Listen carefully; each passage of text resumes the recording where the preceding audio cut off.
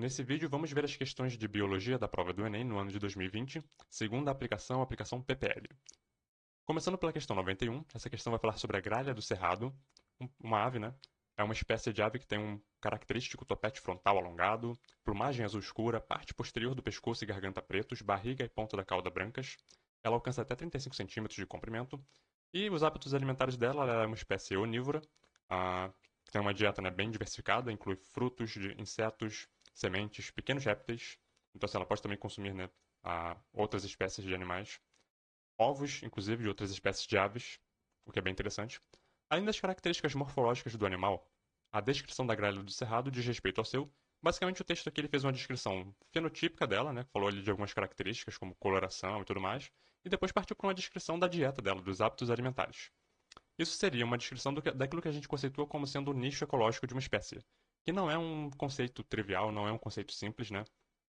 A gente pode definir nicho ecológico, assim, de forma, né, simplificada, como um modelo conceitual dos fatores ambientais que determinam a distribuição de uma espécie num determinado ecossistema. Interessante, né? Modelo conceitual, né? Porque realmente, assim, ao longo do tempo, né, diversos autores foram contribuindo ali, né, ao longo do tempo com a, alguma complexidade a mais para esse conceito de nicho ecológico, a ponto de que hoje em dia o conceito de nicho ele é um conceito super complexo, né? Virou quase que uma entidade abstrata, uma força abstrata, assim, de tamanha complexidade do conceito. Mas esse conceito aqui, né, da forma como eu coloquei aqui, um modelo conceitual dos fatores que determinam a possibilidade, né, da existência de uma espécie num determinado ambiente. Isso estaria ali, de certa forma, é um bom conceito, né, uma boa forma de você tratar nicho ecológico. Quando a gente pensa, por exemplo, nas características da ave, né, por exemplo, a cor das penas, a gente pode pensar em seleção sexual, né, a atração de parceiros sexuais, a sinalização, né, para indivíduos de uma mesma espécie, né, que eles pertencem a uma mesma espécie. Então isso tudo está dentro de uma lógica ali de reprodução, né? Quando a gente pensa na dieta, quando a gente pensa, por exemplo, em predação, né, quando ela preda outras espécies, a dispersão de sementes, quando ela se alimenta de sementes de alguma planta específica e ela dispersa as sementes daquela planta, isso também pode acontecer, né? Quando a gente pensa que quando ela consome ovos de outras aves, a gente pode pensar em competição. Tudo isso, então, né? Veja a complexidade das relações, né, que essa ave tem ali naquele ambiente que ela ocupa. Lembrando que a gralha do cerrado, eu vou até chamar a atenção aqui, né, que na questão 77 de 2010 a gente falou sobre a gralha azul, brevemente lá, né? É uma outra espécie, né? A gralha azul é a Ceruleus, né? Ela habita mais ali a região sul do Brasil, né, na Mata das Araucárias. Essa aqui, a gralha do cerrado, ela tem uma distribuição bem mais espalhada, né? Ela está presente no Brasil, mas também vai até ali a região da Bolívia, né? Então, assim, ela tem uma distribuição bem mais ampla do que a gralha azul, só para diferenciar, né, essas duas espécies. E dá uma olhada lá na questão de 2010, né, 77, para a gente, enfim, ver, né, a breve discussão que a gente fez lá. Questão 92. Em um grupo de roedores, a presença de um gene dominante, o alelo azão, determina indivíduos com pelagem na cor amarela. Então, o alelo azão, o alelo dominante, determina a cor da pelagem amarela. Entretanto, em homozigose, azão-azão, ele é letal, ou seja, indivíduos que têm o genótipo azão-azão, que teriam a coloração da pelagem amarela, né, não teria outra opção, mas esse genótipo, essa combinação de alelos, azão-azão, é letal. Os indivíduos não chegam a nascer. Ou seja, provoca a morte dos indivíduos ainda no útero. Já o alelo recessivo, azinho, não é letal. Ele pode inclusive estar presente ali em homozigose, né, azinho-azinho, e vai determinar a cor dos pelos pretos. Com base nessas informações, considere o heredograma. Então a gente tem aqui uma família, né? Dois casais parentais aqui, dois conjuntos aqui de filhos, né? Desses casais. Eventualmente rola aqui um cruzamento entre dois filhos, né? Um de cada casal, que seria o 7 e o 8, e surge ali um indivíduo 11, né? E aqui a gente consegue ver as características desses indivíduos. Os que estão pintados de preto, né? Têm a coloração preta, portanto, são azinho-azinho. E os que estão de branco, a gente pode inferir que eles têm ali o alelo dominante, mas a gente sabe que a combinação azão-azão é letal. Portanto, a gente tem que tomar cuidado, né, para não inferir que algum deles seja homozigoto dominante. Bom, qual é a probabilidade de na próxima ninhada do casal de roedores que está representado por 7 e 8, né, que é esse aqui do meio, nascer uma fêmea, cuidado com isso aqui, né, ele quer saber a probabilidade de nascer uma fêmea de pelagem amarela, representada pelo número 11. Já está até que representada aqui, ó. Ela tem a pelagem amarela e é uma fêmea. Qual é a probabilidade disso acontecer? Bom, então a gente pode traçar aqui os genótipos, né, de cada um desses indivíduos pertencentes a esse cladograma. Repara que nenhum deles é azão-azão. Não pode acontecer isso, porque azão-azão é um aborto espontâneo, né, ele não desenvolve. Os pretos são azinho-azinho e os brancos são necessariamente azão-azinho. Eles têm um alelo dominante, mas tem que ser em heterozigose. E, portanto, essa fêmea que vai nascer aqui, ela também tem que ser azão-azinho. Ela é, portanto, também filha de um casal heterozigoto, né? Os dois parentais são heterozigotos. Quando a gente faz um cruzamento entre heterozigotos, a gente tem uma proporção geralmente ali de 3:1, né, da característica dominante. Só que nesse caso aqui a gente tem que lembrar que o genótipo com dois alelos dominantes, ele é letal. Portanto, esse indivíduo não existe, ele nunca vai existir na população. Então a gente ignora essa combinação aqui azão-azão. Portanto, todas as probabilidades que a gente vier a trabalhar aqui vão sempre ignorar a existência do genótipo azão-azão. A gente vai tratar apenas de azão-azinho ou azinho-azinho. E nesse sentido, né, nós teremos dois amarelos, num potencial cruzamento aqui entre heterozigotos, vão nascer dois amarelos para cada um preto. Então é 2:1. Nós não consideramos o genótipo letal. Então a gente sabe todas as informações, né? Então a gente faria o cruzamento da seguinte forma: a gente tem que considerar a probabilidade de nascer uma fêmea, que é de 1/2, coloquei aqui embaixo, né? 1/2, e multiplica essa probabilidade pela probabilidade de ter a pelagem amarela, que seria de 2/3, né? Então 1/2 vezes 2/3 dá 2/6. Essa seria a resposta. Daria para ser, mas não tem nenhuma alternativa aqui 2/6. Tem que lembrar que toda vez que a gente faz probabilidade, assim que a gente tem uma fração no final, por exemplo, 2/6, quando você pode simplificar a fração, a resposta correta vai ser a versão simplificada da fração. Então 2/6 a gente tem que transformar em 1/3, né? Por isso que 1/3 é a resposta correta, letra B. E uma questão poderia eventualmente cobrar essa resposta na forma de fração, 1/3, ou na forma de porcentagem, 33%, ou até mesmo colocar ali 0,33, né, que é uma resposta também possível. Então tem que ficar atento aí a essas conversões que podem existir. Questão 94. Há algumas décadas surgiu no mercado um medicamento que provocava perda de peso, emagrecimento, né, por inibir a ação da lipase, uma enzima que atua ali na digestão de gorduras no intestino. Um pesquisador com o objetivo de avaliar a eficácia de um medicamento decidiu medir, né, a quantidade de gorduras nas fezes de alguns pacientes e de triglicerídeos no sangue. Bom, mantendo sempre a mesma dieta nos pacientes, fez as medidas antes e depois da administração do medicamento. E aí tem 5 gráficos aqui embaixo, né, 5 figuras, contendo ali a dinâmica, né, dos resultados possíveis dessa administração do medicamento e dos resultados que ele teria encontrado nesses cenários. Lembrando aqui, né, conceito, se esse medicamento inibe a ação das lipases, que são enzimas que atuam na digestão de gorduras no intestino, ela vai comprometer a digestão de gorduras, então as gorduras não vão estar sendo bem digeridas, vai aumentar o teor de gordura nas fezes, porque as gorduras não digeridas vão passar direto e vão parar nas fezes, né, vão ser eliminadas nas fezes, e vai também diminuir triglicerídeos no sangue, porque os triglicerídeos são o resultado ali da digestão das gorduras, né, que vai para o sangue, para ser distribuído ali, né, para os tecidos adequados, né, os adipócitos, etc. Então, os gráficos aqui a gente tem também, né, que ler aqui o que cada um significa. Cada coluna vai significar uma informação aqui, né? A coluna preta é gordura nas fezes antes e depois uma coluna que tem aqui as linhas horizontais, né? Gordura nas fezes depois da administração do medicamento.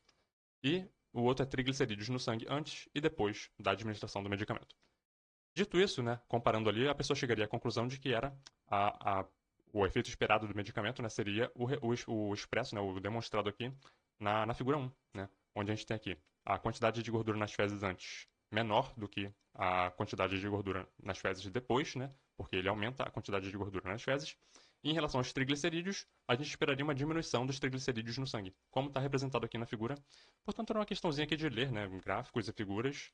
Geralmente essas questões não são difíceis, então prestem atenção, né, que questões que envolvem a leitura de gráfico, geralmente não, ou tabelas não são difíceis conceitualmente, mas a atenção que a pessoa tem que ter é na leitura justamente do gráfico, né, do elemento gráfico da questão. Questão 99. As leis brasileiras de regulamentação das atividades pesqueiras destacam a importância da preservação de vegetais hidróbios. E eu confesso que a primeira vez que eu vi essa expressão, vegetais hidróbios, foi nessa questão aqui. Pertencentes ao fitoplâncton. Então eles pertencem ao fitoplâncton, né, que são ali os organismos produtores, né, em cadeias, em ecossistemas aquáticos. Esses organismos raramente são citados quando o assunto é a preservação da biodiversidade, mas desempenham um papel ecológico fundamental. Esses organismos devem ser preservados porque estabelecem a base da cadeia alimentar de ambientes aquáticos. Se eles fazem parte do fitoplâncton, né, eles são organismos produtores, né, fazem fotossíntese, a produtividade primária, né, enfim, eles abastecem os níveis tróficos superiores com a matéria orgânica, né, com biomassa e energia e tudo mais. Então estamos aqui com a Lei 11.959 de 2009, que dispõe sobre a Política Nacional de Desenvolvimento Sustentável da Aquicultura e da Pesca, regulamenta, né, regula as atividades pesqueiras e etc. O que ela tem aqui a dizer sobre vegetais hidróbios? Eu acho que é o seguinte, aqui no artigo 2º, para efeitos dessa lei, consideram-se recursos pesqueiros, os animais e os vegetais hidróbios então daqui foi tirada, né, aquela expressão, passíveis de exploração, estudo ou pesquisa pela pesca amadora, de subsistência científica, enfim, etc. Então, assim, isso aqui é uma definição, né, dessa lei aqui, para o que é para que são, né, os vegetais hidróbios sendo considerados recursos pesqueiros. E só para reforçar a importância desses vegetais hidróbios, né, desse fitoplâncton, desses organismos ali que estão na base daquela cadeia alimentar, eu achei também esse arquivo aqui. Eu não sei se isso aqui é um capítulo de um livro, eu imagino que seja. Mas enfim, conhecendo as normas legais aplicáveis a atividades de coleta de material biológico e de manutenção de animais silvestres em cativeiro, tem uma parte aqui que ela vai falar sobre os vegetais hidróbios. Aqui, ó, na página 6. Há atividades cuja execução depende de prévia autorização ou licença do ICMBio. De acordo com instruções, blá blá blá, uma das atividades, então, que depende dessa autorização ou licença seria coleta de, e aqui no 2, vegetais hidróbios. Portanto, para você coletar vegetais hidróbios, seja para a fim de consumo ou de atividades científicas, didáticas, etc., você depende de uma autorização expressa do órgão, né, do ICMBio, que é o órgão ali responsável, né, pela manutenção da biodiversidade, é um órgão federal, né. Questão 100. O Protocolo de Montreal é um tratado internacional que diz respeito à defesa do meio ambiente. Uma de suas recomendações é a redução da utilização de substâncias propelentes, como os clorofluorcarbonos, que são moléculas ali, né, que contêm, como o próprio nome diz, cloro, flúor e carbono, em aerossóis e aparelhos de refrigeração. Era bem comum, né, a presença desses gases aqui nos aparelhos de ar refrigerado, né, nos próprios refrigeradores, tudo aquilo que envolvia refrigeração de ar. Eles usavam muito isso aqui, e com o tempo observou-se que isso aqui tinha impactos na atmosfera importantes, né, e a gente vai discutir brevemente isso agora. Essa recomendação, né, visava o quê? Preservar a camada de ozônio. Por quê? Porque esses clorofluorcarbonos, assim como algumas outras moléculas que também têm ali o cloro, né, eles reagem lá na camada de ozônio, né, ali próximo ali da região da estratosfera, vão reagir com as moléculas de ozônio e o cloro vai reagir ali quebrando as moléculas de ozônio, que é um O3, né, são 3 átomos de oxigênio, vai formar uma molécula de oxigênio, O2, e o cloro vai reagir ali com aquele oxigênio, né, que ele arrancou do ozônio, vai formar ali uma forma intermediária, né, monóxido de cloro, e depois, eventualmente, esse oxigênio vai ser solto na atmosfera e o cloro vai ficar solto lá também, podendo inclusive reagir com outros ozônios. Então isso aqui pode gerar uma reação em cadeia, né, onde esse CFC, ao longo do tempo, né, dependendo da concentração dele, ele podia completamente destruir a camada de ozônio, que é importante para quê? Para barrar, né, a passagem de raios ultravioleta. A camada de ozônio ela barra os raios ultravioleta, UVA, UVB, UVC, que são danosos, né, para a vida na Terra. Eles têm danos ali, por exemplo, quando a gente sai no sol, né, por conta dos raios ultravioleta, a gente tem que passar o quê? O protetor solar para barrar, né, a passagem disso para nossa pele, porque ele pode interagir lá com o nosso DNA, né, enfim, fazer algumas mudanças ali que eventualmente poderiam levar ao câncer de pele, né. Então, assim, a importância da camada de ozônio para toda a vida na Terra, para toda a biosfera da Terra, ela é incalculável. Então, a gente tem que preservar a camada de ozônio e o CFC era um fator, e assim como ainda é, né, um fator que pode levar à completa destruição dessa camada de ozônio. E sem a camada de ozônio, a vida na Terra fica ali numa situação bem desconfortável. Questão 101, eu não vou entrar na complexidade da resolução dessa questão aqui, porque ela é bem complicada mesmo, ela envolve cálculos, assim, muitas regras de três, muitos cálculos ali estequiométricos, né? Não é meu propósito aqui. Mas se vocês quiserem pausar o vídeo ali para ler, né? O texto da questão e tudo mais. Eu já coloquei aqui a resolução direto também, porque eu não vou entrar nessa discussão. Procurem aí um Marcelão da Química da vida, que faz a resolução direitinho, né? O que eu quero explorar daqui é que aqui implícito nesse texto tem um conceito importante para ecologia e para biologia de uma maneira geral, que é a eutrofização artificial ou cultural, né? Como a gente costuma discutir. A eutrofização. Qual é o problema? Nesse corpo hídrico aqui está sendo eliminado ali por conta do aporte de esgoto doméstico, né? Diversos nutrientes ali, né? Dentre eles o fósforo. O fosfato, como é colocado aqui no texto. O fósforo, assim como o nitrogênio, é constituinte de diversas moléculas orgânicas importantes, como os nucleotídeos. Então não esqueçam, né? Nossos nucleotídeos contêm fósforo e nitrogênio, dentre outros átomos ali, mas esses dois átomos têm importância estrutural ali nos nucleotídeos, que compõem os ácidos nucleicos e também as moléculas de função energética, como os nucleotídeos ATP e GTP, né? Que têm ali função no metabolismo energético. A eutrofização artificial ou cultural é comumente desencadeada nos corpos hídricos, córregos, rios, lagoas, né, pelo lançamento de efluentes contendo nitrogênio e fósforo. Né? Então, assim, esgoto doméstico, dejetos de animais provenientes, de repente, da pecuária, né, fertilizantes provenientes da agricultura. Tudo isso, então, estaria ali fazendo esse aporte, né, dessa matéria orgânica contendo nitrogênio e fósforo, que vai sendo decomposto, vai aumentando a concentração, a presença desses elementos no ambiente. E isso aqui, os micro-organismos que estão ali começam a se proliferar muito, né, porque tem um excesso agora de nutrientes. os micro-organismos, bactérias, enfim, algas, microalgas começam a proliferar muito.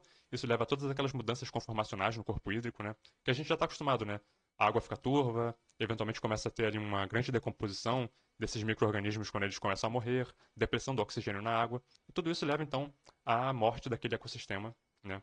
Então, assim, estudar eutrofização é importante para o Enem. Só que chamar a atenção que, né, aqui está implícito aqui, né, o evento da eutrofização. Questão 102. Devido à sua ampla incidência e aos seus efeitos debilitantes, a malária, então a doença super importante para o Enem, né, malária, é a doença que mais contribui para o sofrimento da população humana na região amazônica. Bom, além de reduzir os esforços das pessoas para desenvolverem seus recursos econômicos, ela fala um pouco sobre o efeito da malária, né? O impacto da malária na capacidade das pessoas de trabalharem, produzirem, né? Enfim, ganhar ali o seu ganha-pão, né? Então as pessoas ficam meio que estagnadas ali por conta dos sintomas da malária, ficam doentes, né? Ficam sem poder trabalhar, poder produzir, enfim. E são pessoas, são populações ali que dependem muito do esforço físico, né? Para sua subsistência, né? Bom, essa doença constitui um sério problema socioeconômico para a região, porque provoca então, os sintomas da malária que a gente já discutiu, né? A gente já falou lá em 2003, né, na questão 22. Falamos brevemente sobre o agente etiológico, o Plasmodium, né? Falamos brevemente sobre o inseto vetor, que é o mosquito Anopheles. Falamos brevemente sobre o ciclo lá do Plasmodium, que é um ciclo super complexo. Recomendo lá rever, né, a questão e pesquisar mais sobre isso. E na questão 77 de 2014, PPL2, a gente discutiu um pouquinho também os sintomas da malária. E basicamente aqui era isso, né? Febres constantes e intermitentes, a febre terçã, né? Ou quartã, associadas à fadiga e dores de cabeça que afastam o doente de suas atividades. Basicamente é isso que esse texto aqui vai estar tratando. O texto ele foca bem nisso aqui mesmo. Eu não vou nem mencionar ele não vou nem mostrar ele não, porque basicamente o que ele tem um enfoque muito grande nisso aqui mesmo que está aqui na questão. Mas vou colocar um link para ele para quem quiser fazer uma leitura um pouco mais aprofundada. Não é um texto muito longo. Só acho que não vale a pena perder muito tempo do vídeo, porque basicamente a ideia tá bem resumida aqui no texto da questão. E recomendo olhar lá as questões, né, de 2013 e 2014 PPL2 e também revisar, né, malária, porque é uma doença importante. Questão 104. Os impactos ambientais das usinas hidrelétricas são motivo de polêmica nas discussões sobre desenvolvimento sustentável. Embora usualmente relacionadas ao conceito de energia limpa ou associada à ideia de sustentabilidade, essas usinas podem causar vários problemas ambientais, com destaque para a proliferação de determinadas espécies aquáticas em relação às outras, né, ocasionando perda de diversidade, né, das comunidades da ictiofauna, que são as comunidades, né, as populações de peixe de um determinado local. Em um primeiro momento, as mudanças na composição dessas comunidades devem-se às alterações, né, que as barragens, né, as represas provocam ali nos habitats, né, causadas pela construção então dessas barragens.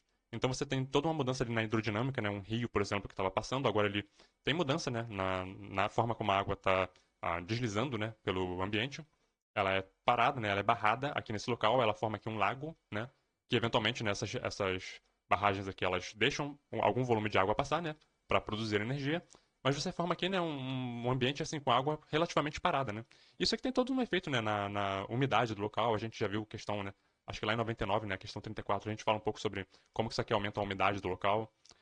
Enfim, a questão 110 de 2017 também a gente fala um pouco sobre, se eu não me engano, proliferação de insetos, né? Por exemplo, mosquitos que começam a colocar mais ovos nessa região aqui, então aumenta as populações de mosquitos, por exemplo. Então, assim, muitos impactos, né, possíveis causados pelas barragens. E aqui agora a gente está, né, pensando também nos impactos disso nas populações de peixe, né? A gente pode pensar tanto em reprodução, né, como, enfim, em todos os outros aspectos ali dos nichos ecológicos, né, dessas espécies de peixe.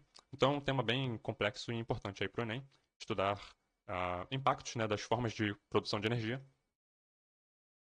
Questão 106. O termo atenuação natural é usado para descrever a remediação passiva do solo e envolve a ocorrência de diversos processos de origem natural. Alguns desses processos destroem fisicamente os contaminantes, outros transferem os contaminantes de um local para o outro ou os retêm, etc.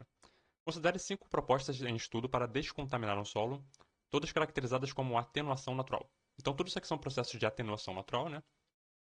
Então, a gente tem aqui diluição, adsorção, dispersão, volatilização, biodegradação. E quando eu vejo bio alguma coisa, eu já fico, né, prestando atenção nisso aqui, porque afinal de contas é uma prova de biologia, né? Qual dessas propostas apresenta a vantagem de destruir os contaminantes de interesse? Diluição, adsorção, dispersão, volatilização. Eu acho que aqui dessas 4 aqui, a única que eu ficaria um pouco em dúvida seria a volatilização, né? Mas biodegradação tem muito mais cara, né, de que vai destruir alguma coisa, né? Biodegradar, né? Degradar alguma coisa. Então eu particularmente marcaria, né, a questão 5, a alternativa 5, né? A alternativa E, biodegradação. Essas palavras que começam com bio, alguma coisa, né, elas são bem comuns, né, nos estudos da biologia de uma maneira geral. Qualquer coisa você pode dizer bio, alguma coisa, e aquilo ali vai ter um significado, né? Então a gente já falou, por exemplo, nos nossos vídeos aqui de biodigestão. Quando eu digo nós, né, o Enem já tratou, né, em algum momento de biodigestão, bioindicadores, biomagnificação, biomonitoramento, biorremediação. Tudo isso são termos assim que já surgiram, né, eventualmente em provas. Eu fiz apenas aqui uma coleção ah, primária, né? Provavelmente tem muito mais do que isso aqui. Mas só para trazer um pouco a memória, né? De repente dar uma olhada nessas questões, né? Para rememorar, né? A forma como esses bio alguma coisa surgem, e todos eles têm um significado importante dentro do estudo da biologia, da ecologia, etc. Questão 107. Uma atividade que vem crescendo e tem se tornado uma fonte de renda para muitas pessoas é o recolhimento das embalagens feitas com alumínio. No Brasil, atualmente, mais de 95% dessas embalagens são recicladas. Isso é bom, né? Para a fabricação de outras novas. Seria bom que 100% fossem recicladas, né? Mas 95% já é um número bem interessante. O interesse das fábricas de embalagens no uso desse material reciclável ocorre porque deve ter alguma questão econômica envolvida, né? Custo com a compra de matéria-prima para a produção de embalagens de alumínio é reduzido. Então, assim, eles vão gastar menos recursos, né, com compra de matéria-prima para fazer embalagens novas. Eles pegam embalagens que já existem e, enfim, reaproveitam o material. E com esse reaproveitamento, eles reduzem ali o custo de produção de latinhas de alumínio, né, etc. A letra C fala sobre qualidade aqui, e eu acho que isso aqui é um pouco problemático, né, porque eu acho que assim, conforme a tecnologia vai aumentando, né, eventualmente a qualidade, né, do reciclado e do original vão ficar cada vez mais próximas umas das outras. Eu não sei dizer hoje, né, a diferença, né, tecnicamente assim, qual é a diferença de qualidade entre um e outro, mas eu imagino assim que, claro, o original, né, o feito, né, com a matéria-prima deve ter uma qualidade ali um pouco maior, né. Só acho que eventualmente, né, conforme a tecnologia vai, né, chegando novas tecnologias, a qualidade vai ficando cada vez mais uma mais equiparável à outra. Questão 108. O descarte inadequado do lixo é um problema que necessita ser solucionado urgentemente. Descarte de lixo é um tema importante para o Enem, porque o Enem cobra muito essa coisa de lixão, aterro sanitário, né, enfim. Segundo o Ministério do Meio Ambiente, apenas 25% dos municípios brasileiros dispõem adequadamente seus resíduos. Isso aqui é um número alarmante, né? O Brasil, do tamanho que é, né? Com tantos municípios como tem, apenas 25% teriam ali um descarte adequado dos resíduos, do lixo. Para regulamentar essa questão, tem um projeto de lei, né, que institui o Marco Regulatório do Saneamento Básico e estabeleceu um prazo até 2024 para que todos os lixões existentes no Brasil sejam transformados em aterros sanitários. Qual a importância de você transformar lixões em aterros sanitários? A medida é necessária porque a poluição causada pelos aterros sanitários é reduzida pela impermeabilização do solo e tratamento do chorume.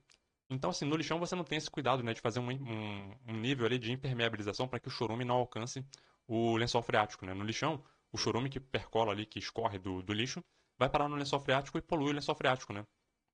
Pode chegar ali, né, aos rios e até os mares, né? Provocando ali eutrofizações, né? Quando você constrói o aterro sanitário, você tem que construir ali camadas impermeáveis para não permitir que esse chorume alcance o lençol freático e o solo, né, provocando ali efeitos.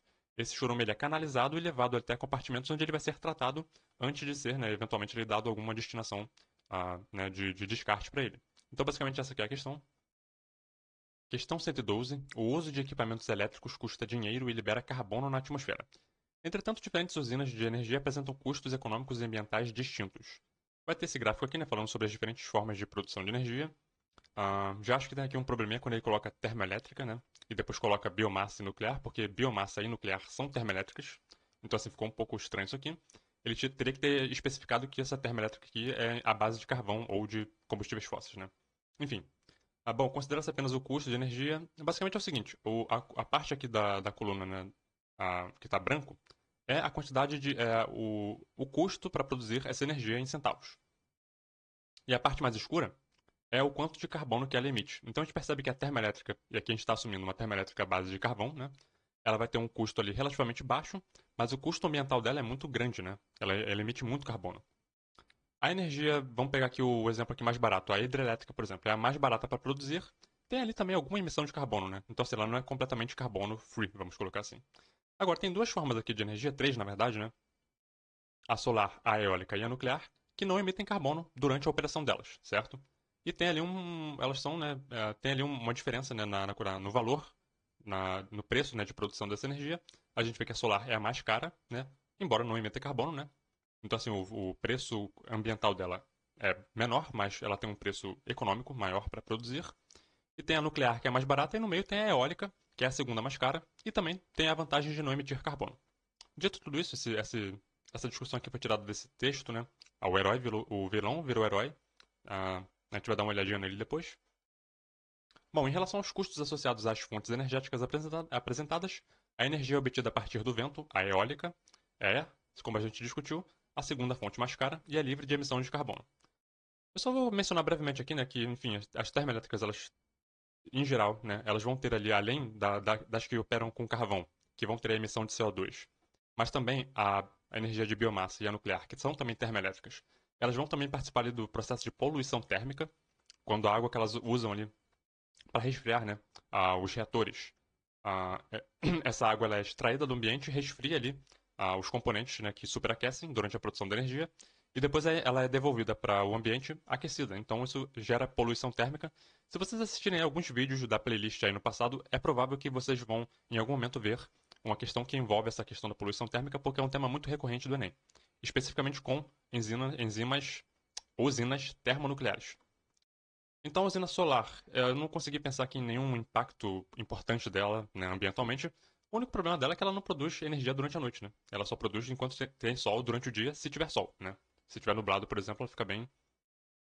A energia eólica, ela tem também impactos ali na migração de aves, né? Se ela estiver no meio de um percurso de migração de aves, algumas aves podem vir a morrer, né? Batendo naquelas hélices, nos moinhos, né? E hidrelétricas têm problemas ali envolvendo as barragens, né? Represas, né? Que você tem que construir. O texto que a questão citou é esse aqui.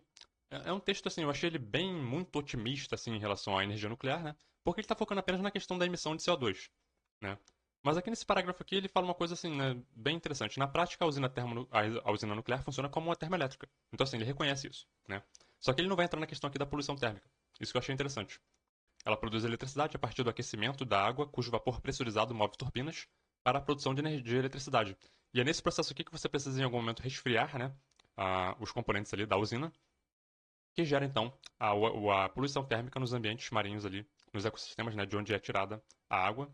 Mas ele vai focar muito na questão ali da liberação de CO2. Então, assim, a perspectiva desse autor aqui é bem otimista em relação à energia nuclear, né, até porque ele está discutindo ali como, por exemplo, usinas à base de carvão, né, que tem impactos claros, né, no aquecimento global. Questão 114. O peróxido de hidrogênio é um produto secundário do metabolismo celular e apresenta algumas funções úteis. Quando em excesso, é prejudicial, gerando radicais que são tóxicos para a célula. Para se defender, o organismo vivo utiliza a enzima catalase, que decompõe o peróxido de hidrogênio, né, em H2O, que é a água, né, e oxigênio. A energia de reação da decomposição, quando na presença da ausência da catalase, está mostrada no gráfico. Então, assim, a gente tem aqui a mesma reação acontecendo na presença da enzima, que é a linha pontilhada, ou na ausência da enzima, que é a linha sólida. A gente vê que com a enzima presente, né, a reação, ela aparentemente, ela requer menos energia aqui no eixo Y, né? Energia de ativação, né? A energia de ativação da reação, né? A quantidade de energia que você precisa para que aquela reação aconteça. Aparentemente, na presença da enzima, né, você precisa de menos energia para que essa reação aconteça. Bom, na situação descrita, o organismo utiliza a catalase porque ela diminui a energia de ativação, né? A gente vê claramente aqui que com a enzima você requer menos energia para realizar a quebra do peróxido de hidrogênio em água e oxigênio. Basicamente essa que é a ideia, né? As enzimas em geral, elas têm essa função de reduzir energia de ativação de processos. Sobre esse tema aqui eu recomendo estudar cinética enzimática, né? A, a atividade enzimática de uma maneira geral, porque é um tema também interessante, né? Ter no repertório. Questão 115. As plantas em sua fase de crescimento necessitam de grande quantidade de carbono sequestrado pela fotossíntese para a produção de biomassa. Produtividade primária, né? O sequestro de carbono pelas plantas é aumentado fazendo o replantio de áreas degradadas, né? E aqui eu chamo a atenção apenas para um fator, né? Quando você vai replantar uma área, né, fazer um reflorestamento, é importante dar preferência para utilizar espécies nativas, né? Para não colocar espécies exóticas no ambiente que não vão estar ali, né, se comunicando com. Para começar, elas podem não se sentir, né, à vontade naquele ambiente, né? Podem acabar não vingando ali, ou podem acabar gostando demais daquele ambiente e se tornar uma espécie invasora, o que também é um problema. Além disso, as espécies exóticas, vamos pegar um exemplo aí, o pinheiro, né? Espécies aí de pinos, enfim, outras espécies aí como o eucalipto também, elas não estão se comunicando ecologicamente com as espécies nativas. Então a fauna muitas das vezes não se dá muito bem com essas espécies, então você cria verdadeiros desertos ecológicos numa área que está cheia de árvore. E aí você fica pensando, caramba, nossa, mas a gente colocou árvores aqui, mas a biodiversidade está tão baixa. É porque essas espécies exóticas, né, não se comunicam ecologicamente com as outras espécies, animais, os insetos, né, as aves, etc. Portanto, fica ali um deserto cheio de árvore. Questão 116. A irradiação e o sucesso evolutivo das angiospermas, plantas com flores, né, e sementes envolvidas por frutos, estão associados à ação de animais que atuam na polinização de suas flores, principalmente os insetos. Nessa relação, os insetos foram e ainda são beneficiados com o alimento. Então, o inseto vai na flor para pegar ali o néctar, né, para se alimentar, e quando ele entra na flor, ele se suja com o pólen. Quando ele pousa em uma outra flor para pegar também néctar na outra flor, ele acaba deixando o pólen da outra naquela outra flor, né, que ele entrou, ele pega o pólen na flor anterior e acaba deixando o pólen na outra flor que ele entra, e assim ele faz a polinização. Para as angiospermas, essa é coevolução, então evolução em conjunta, né, duas espécies coevoluindo, uma, né, na dependência ali da outra, né, foi vantajosa por quê? Por aumentar sua variabilidade genética. Então, assim, o fato de que as plantas começaram em algum momento a ter que produzir flores cada vez mais especializadas, né, em atrair insetos, para não ficar para trás, né, porque de repente surgiu uma espécie que a flor era mais atraente, né, mais atrativa, os insetos iam todos para elas, né? Então outras plantas tinham também, né, tinha uma pressão seletiva ali para ter também flores mais atrativas, né, com cores de repente mais cores, aromas, sabores, né, para atrair diferentes tipos de inseto e com isso aumentou a variabilidade genética que se expressa na variabilidade fenotípica que a gente observa da grande variedade de espécies de angiospermas que a gente observa. Dá uma olhada lá na questão 101 de 2020, do último vídeo que a gente postou aqui, né, 2020 digital, que a gente falou um pouquinho sobre isso aqui também. Questão 117. Algumas espécies de tubarões, como o tubarão branco e o martelo, enfim, são super predadores de cadeia alimentar, obviamente subaquática. Seus órgãos dos sentidos são especialmente adaptados para a localização de presas até mesmo a quilômetros de distância. Bom, os pesquisadores ali, basicamente esse texto aqui é o seguinte, eles estavam tendo algum problema ali com pesca, né, de tubarão, eles estavam querendo pescar alguns peixes, por exemplo, sei lá, bacalhau, e junto desses peixes estava vindo tubarão junto, né? Eles não queriam pescar o tubarão, eles queriam pegar, digamos, bacalhau. Só que nas redes vinham junto o tubarão. Então eles começaram a pensar em técnicas para colocar alguma coisa na rede que afastasse os tubarões, que os tubarões não chegassem próximo, que sinalizasse para os tubarões que ali tinham alguma coisa, né, perigosa. Eles começaram a pensar em utilizar campos magnéticos associados a essas redes, né? Enfim, considerando-se os órgãos dos sentidos típicos dos tubarões, que tipo de receptor foi afetado no experimento? São os eletroreceptores, né? As famosas ampolas de Lorenzini, que são esses furinhos simples. Estou falando de forma simplificada aqui, né? Esses furinhos presentes aqui na região do focinho, se é que pode chamar isso aqui de focinho do tubarão. Na imagem que a gente vê, né? Os furinhos. E são eletroreceptores, né? Eles recebem sinais elétricos, têm sensores elétricos dentro desses furinhos aqui, que permitem que o tubarão siga campos magnéticos, né, sinais elétricos e se oriente, inclusive, para caçar, né? Isso torna eles mais sensíveis, né, a movimentos na água, a campos elétricos que muitas das vezes são gerados por organismos vivos mesmo. O texto citado na questão é esse aqui. Ele é um texto pago, mas eu vou indicar aí na descrição do texto alguma forma como vocês poderiam ter acesso, para quem quiser, né? É, basicamente, tudo aquilo que eu falei lá, né, sobre a forma como eles queriam reduzir a pesca, isso que eles chamam aqui de bycatch, né? Unwanted bycatch, que é uma, digamos, uma pesca associada involuntária, né? Eles querem pegar, digamos, bacalhau, mas os tubarões vinham junto na rede, eles queriam evitar que isso acontecesse. Eu quero chegar aqui na parte onde eles falam das ampolas de Lorenzini, deixa eu ver se eu consigo chegar lá. Acho que é aqui, ó. É, embora a evidência seja circunstancial, é amplamente aceito que os elasmobranquios conseguem detectar o campo magnético da Terra, né? E eles respondem a sinais elétricos, né? Com, com campos eletromagnéticos usando as ampolas de Lorenzini. Tá? Então aqui tem os autores também, né? Onde eles fizeram algumas citações. Só para contextualizar aqui, né? Para mostrar uma preocupação dos autores e também algumas explicações mais técnicas que eles utilizaram. Ah, questão 121. As tintas anti-incrustantes impedem que qualquer forma de vida se incruste às superfícies submersas, como por exemplo embarcações, né, plataformas, etc. Essas tintas, a partir da década de 60, apresentavam em sua formulação o tributilestanho, uma das substâncias mais tóxicas produzidas pelo homem, que se acumula na cadeia alimentar, ó que importante aqui, ó, se acumula na cadeia alimentar, bioacumulação, né, afetando principalmente os moluscos. Bom, no quadro estão apresentados 5 cadeias alimentares, contendo moluscos, e eles querem saber aqui relação sobre concentração do TBT, né? Dizendo o seguinte, que para cada uma dessas cadeias alimentares, aqui no começo, né, no nível trófico dos produtores, a concentração do TBT era a mesma. E como é que seria então a relação, né, da acumulação desse TBT ao longo dessa cadeia alimentar, especificamente em relação a moluscos? Espera-se encontrar maior concentração de TBT no molusco de qual cadeia? Aí é a biomagnificação, né? A pessoa tem que estar bem afiado nessa questão de que esses componentes tóxicos não biodegradáveis, né, que se acumulam nos seres vivos, eles vão estar mais acumulados nos níveis tróficos superiores, nos maiores níveis tróficos. Então, um predador de topo de cadeia vai ter a maior concentração de determinado componente tóxico ali nos seus tecidos.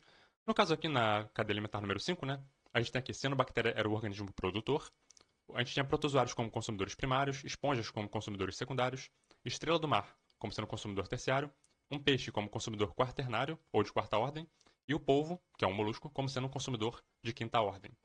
Basicamente, então, era a cadeia 5. Questão 123. Na tentativa de explicar o processo evolutivo dos seres humanos, em 81, Lynn Margulis propôs a teoria endossimbiótica, aquela que diz, né, sobre a origem dos cloroplastos e das mitocôndrias, né, que teriam tido uma origem procarionte e se associaram em algum momento com uma célula eucarionte precursora, né? E essa relação acabou sendo boa para ambos, né? Portanto, uma simbiose. E acabou, né? Sendo como é até hoje. Bom, tais organelas são as mitocôndrias, os cloroplastos, que podem se multiplicar dentro da célula. Isso aqui é interessante, né? Elas têm um poder de se multiplicar independentemente da vontade da célula. Por quê? A multiplicação dessas organelas deve-se ao fato de apresentarem o que dá a elas, né, o poder de decidirem se multiplicar a despeito do que a célula sinalize ou não. DNA próprio, elas têm um genoma próprio. Um genoma, inclusive, com características procariontes, né? Uma molécula, né, de DNA, um DNA circular, típico de procariontes.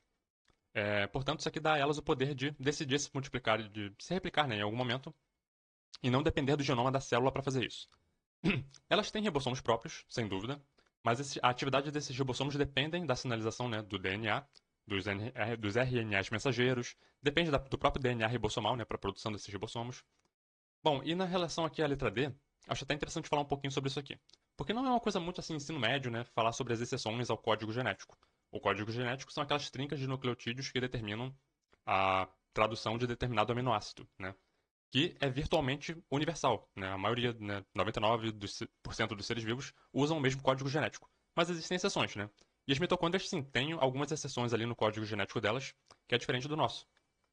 Mas eu não vejo em que relação isso teria com a capacidade delas de decidir se replicar, né? Isso estaria mais associado ali com o DNA próprio dela mesmo. Vou até mostrar um sitezinho aqui, só para falar sobre essa coisa do código genético aqui, que às vezes fica meio abstrato, né? Aqui, ó, os códigos genéticos. Só vou mostrar brevemente aqui. A gente tem, por exemplo, o código padrão, né, standard, que nós, por exemplo, utilizamos. Então, por exemplo, um código inicial desse código padrão seria o AUG, né, que vai determinar ali uma metionina, né? Enfim, tudo que a gente já estuda, né, sobre código genético está aqui. Mas tem as exceções. Então, por exemplo, as mitocôndrias, né, de vertebrados vão ter aqui algumas diferenças em relação a esse código. Então, por exemplo, para as mitocôndrias, o AGA, que, né, para elas é um códon terminal, para a gente é uma arginina.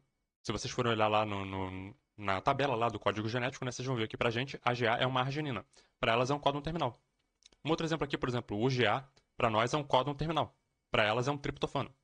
Basicamente é isso, entendeu? São algumas diferençazinhas que tem ali. Não sei explicar, por exemplo, a origem. Tem alguns textos que discorrem um pouco sobre as questões evolutivas envolvendo isso, né? Mas é muito complicado, muito denso. Questão 125. Algumas espécies de bactérias do gênero Pseudomonas estudam ciclo do nitrogênio, né? Pseudomonas estão presentes lá, né? As Pseudomonas denitrificantes. Mas aqui é outra história, tá? Só falei de ciclo do nitrogênio para, né?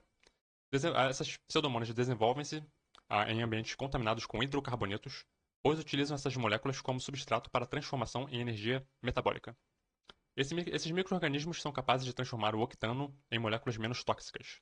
Bom, basicamente aqui a pessoa tem que estar, né, tem que estar à vontade com química orgânica, né, tem que saber, né, as questões dos hidrocarbonetos, as moléculas orgânicas, né, contando ali os carbonos, né, as ligações dos carbonos. Tudo isso tem que estar, né, no repertório da pessoa.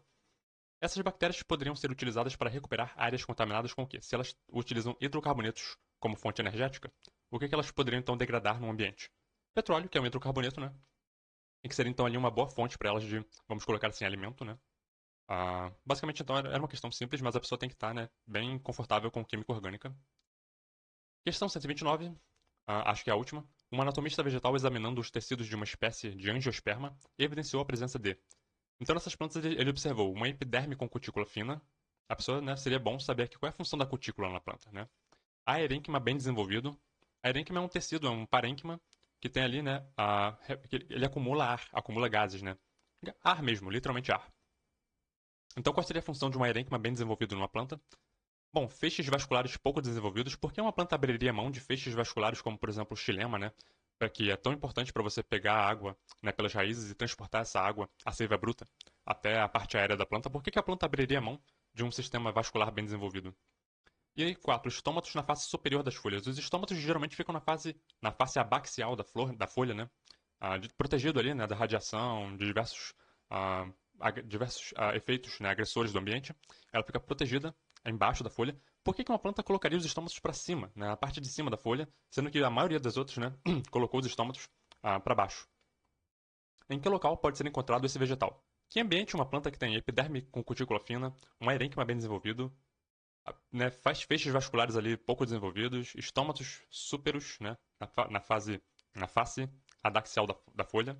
Eu espero que eu não esteja confundindo esses termos, porque eu estou falando aqui, né, na emoção do momento, mas adaxial e abaxial são termos, enfim. Basicamente é uma planta de ambientes aquáticos, né, onde há grande disponibilidade hídrica. Isso explica, por exemplo, a cutícula fina. A cutícula é uma adaptação para evitar perda de água. E uma cutícula mais fina permite também que essa planta adquirir a água, né, não apenas pelas raízes, mas também, né, por qualquer ponto ali do caule dela, né, até mesmo das folhas, ela pode pegar água, né, pela cutícula ser mais fina. As plantas terrestres geralmente vão investir ali num parênquima, né, contendo bastante células de resistência, né. Então você vai ter ali o parênquima, que a gente chama de esclerênquima, né, que tem ali um revestimento de lignina nas paredes celulares bem forte para dar resistência. Uma planta que vive na água, muitas das vezes boiando na água, ela não depende, né, dessa resistência tão grande no caule, né, nos tecidos. Então ela desenvolve um parênquima que tem ar, ao invés dessa resistência mecânica, né, do esclerênquima. Ela tem ar ali. E esse ar que fica acumulado no tecido ajuda inclusive a flutuar, né? Essa planta a boiar na água. Muitas plantas boiam, literalmente boiam na água, na coluna d'água ou na superfície. Enfim, a epiderme delgada é eficiente em absorver água, reduzindo a importância do xilema. Então, assim, né, ela pode investir menos em células de xilema, né, uma vez que ela está ali, né, em constante comunicação com o ambiente pela própria epiderme. Só que tudo isso aqui é muito genérico, né? Eu não estou entrando profundamente em nada, eu estou só colocando ideias genéricas, assim, sobre como é que você poderia pensar, né, essas adaptações. Mas é importante pegar um livro de botânica e ler, né, com um pouco mais de detalhes. Em relação aos estômagos, né, os estômatos têm que ficar em contato com a atmosfera, porque os estômatos têm a função de trocas de gases com a atmosfera, né? Captar CO2, né, etc. Então, assim, se o estômato ficar em contato com a água, né, ele não vai ter essa troca de gases com a atmosfera. Então, eles colocaram os estômatos para cima e assim elas conseguem trocar gases com a atmosfera. Fiz uma descrição bem genérica aqui, né? Mas recomendo estudar botânica, porque botânica é uma coisa importante. E nós ficamos por aqui. Nos vemos no próximo vídeo para ver as questões da prova de 2021.